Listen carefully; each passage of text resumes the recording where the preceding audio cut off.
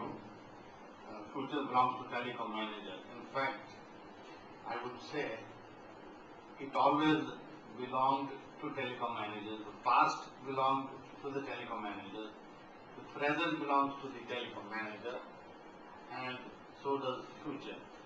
In fact, if you see the history, the moment human beings started living as a society, as a group, the need for communication arose, and that was the beginning of communication, beginning of language, and the language evolved.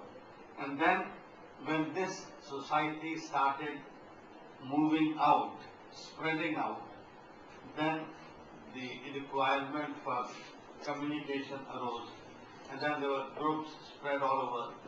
They would try to communicate with each other. Various types of communication systems evolved, starting from fire and smoke to beating of drums and other signals. And the leader of the tribe, who could communicate better with their men or communicate better with other tribes, became the real leader and became the manager. That was past. And over the years, as the society progressed, the need for telecommunication increased, need for a manager who could manage telecom increased, and finally the telecom engineer became the real manager. Today, and then the future, as you see, the telecom engineers would be calling the shot. The biggest boost to the telecom management came in the shape of internet. Unfortunately, there's been a small dip in the use of internet, but I foresee the boom which occurred in late 90s or 99 onwards would reoccur. Then finally, it would be the telecom engineers who would be the top managers. As I foresee, once the internet spread, then once we have the high-speed telecom, the high-speed data network at our command, the high-speed data communication available on the handsets, and then you will be able to download files in size of megabytes and all that on your handset. The telecom manager will become all the more important. Now I can foresee the printing industry disappearing because you won't have books, you would not need libraries. Websites would have all the information available, and who would be managing? The telecom engineers. Very soon we would have practically everything done by the telecom engineers. Automobile industry, once you have the global positioning system, you have a hand of telecom engineer blessing that industry. In fact, I'm told in Japan, the automobile industry has taken a decision that every car rolling out of the workshop will have a global positioning system in it. And then, so much so in Japan, even the pets are going to have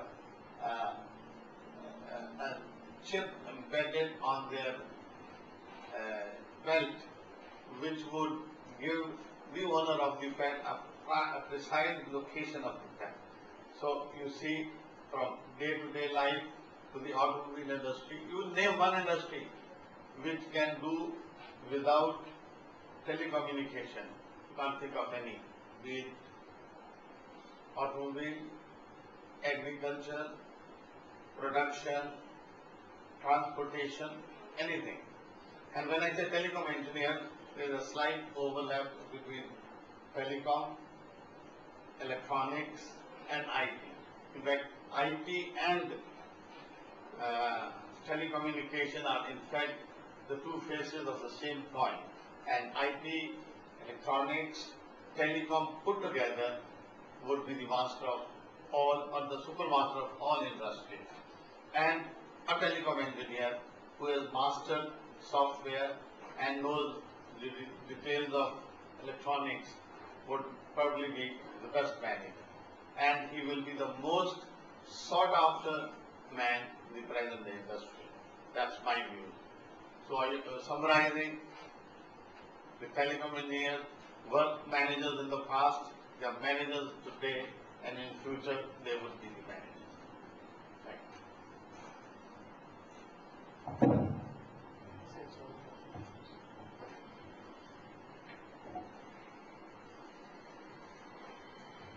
Well, Chandan has already initiated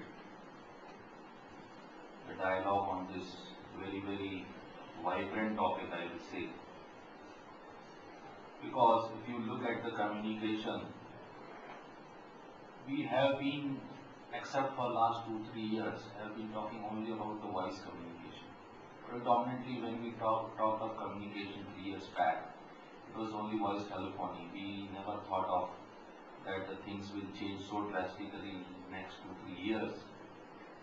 So when we talk of voice telephony and all that, it's very good, but when people started realizing that voice is not sufficient for their business applications, because business requires data mining, data analysis and all those things. So they started saying that I required communication for data also. And that is where the whole thing shifted now towards data. We see a scenario whereby till 90s, if you see the design and development of the telecom equipment, it was basically for voice. Nobody talked of data. It was only after 90s people started realizing that no, data is a much more important component of this communication thing, whereby you can have lot of benefits drawn from this. So what happened was, there was a total shift in the design philosophy of the telecom equipment. People who were designing the equipment basically for voice started in the 180-degree out of shift and started designing the networks for data primarily, and then trying to carry voice on the same data. And that is how all those concepts of packet switching and voice over IP and IP telephony, all those, they are a result of this shift in the thinking of the designers. So once data and voice both become the component of your telecom scenario, then you have a huge market to serve. See, it is not only voice, it is not only data, it is multimedia also, because today you have got the coders and the technologies available whereby you can convert everything into the packets. And once you have a network designed for packets, you can merge all the three, voice, data, multimedia, everything into a single pipe. And that is where lies the challenge for the telecom engineers, because the things become very complex. Today, if you are giving voice, you have to manage only the voice network. If you are giving data, you have to only manage the data network. But once you have to manage all the three in the single network, then there is a real need for management of not only these networks but also the resources. Because ultimately the convergence is going to be the key, and the basic philosophy before the convergence was the cost cutting, the advantage, and the final, the affordability factor which the customer has to pay. So if people are ready to afford these kind of services, there is going to be a stupendous growth of telecom services. You just look at the data which is available for India, because we have been dealing in data for quite some time on telecommunication. Today the tele-density is of the order of 6.8. If you take fixed line, the mobiles and the WLL all consolidated into one, your tele-density is only 6 to 7%. Now, if you are looking at these kind of figures, even if you have to achieve a tele-density of 20 or 25, you have to grow at least 400% in the next 5 to 7 years. So what I see is, any telecom engineer who is going into this kind of scenario has a great opportunity for him. Opportunities are going to be there. It is only the people who are capable, who are able to sustain in this market and take advantage of those opportunities. They will be the future managers and they will be the leaders. Because as I say, and that is why the government has also, what they have done is they have converged all this into one single ministry. There used to be earlier only Department of Telecommunication, Ministry of Communications.